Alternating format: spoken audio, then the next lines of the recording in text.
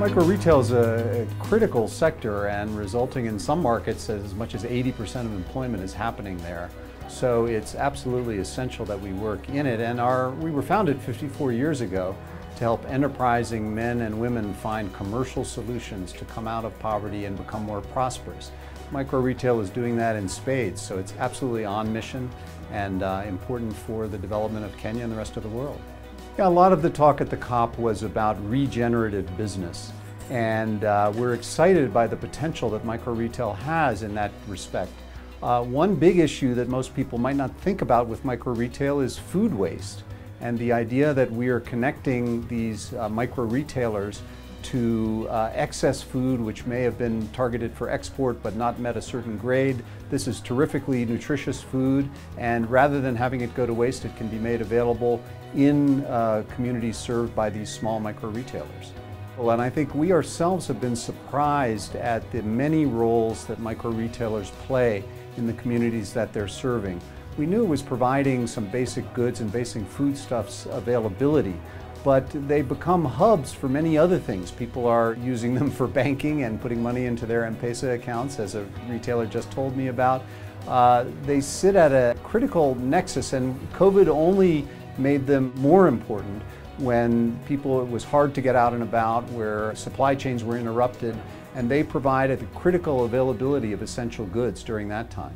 Let me also add that I think, as I said earlier, micro-retail sector is critical for job creation, and really importantly is creating jobs for women and for young people, two key target groups of TechnoServe and two key target groups generally underserved. And so I know that in Kenya 60% of the owners of micro-retail are women and 70% are young.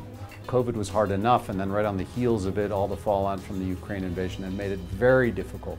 And our focus to some extent has shifted in supporting micro-retailers. We've always aimed to help them grow their businesses, but we've really focused on making sure their businesses stayed alive so that they could live to fight another day, as it were. And I've heard directly from micro-retailers who appreciated that support, that they thought about closing their businesses, and through various kinds of support programs were able to keep the businesses open.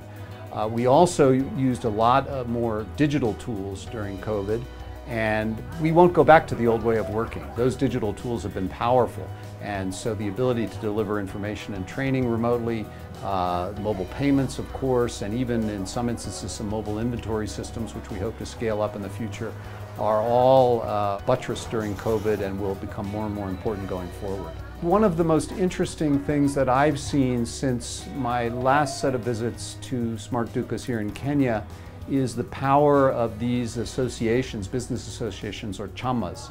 And I was really struck by the shop owners talking to me about the variety of benefits they get from being part of an association of Duka owners.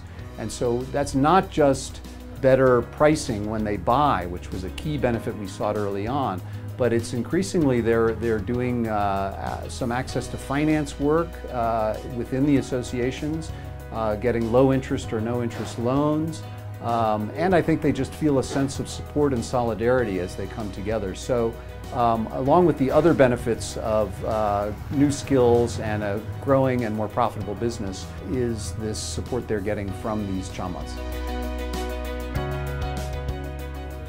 Well, first of all, I want to say a huge thank you to our donors who've made all of this possible, particularly the Citi Foundation, the Aliyah Foundation, the MasterCard Foundation, and the Moody's Foundation. Without their support, none of this would be possible. We're very grateful, and they have been flexible and supportive partners. We're very, very grateful. The other thing I would say is that we're proud to have reached 50,000 of these micro-enterprises. And if you've met with some of the owners, as I have, you see the substantial changes that we've seen in their business, for their families, and in their communities. But we're aware that there's hundreds of thousands of more to reach, and we have a goal to reach 200,000 additional micro-enterprises. And so we need continued support from the donors, either current or others who may be considering it. It is a high return on investment. It gives people skills that they'll take with them the rest of their lives and provides meaningful change. And so we hope that there'll be more donors supporting work in this important sector. Thank you.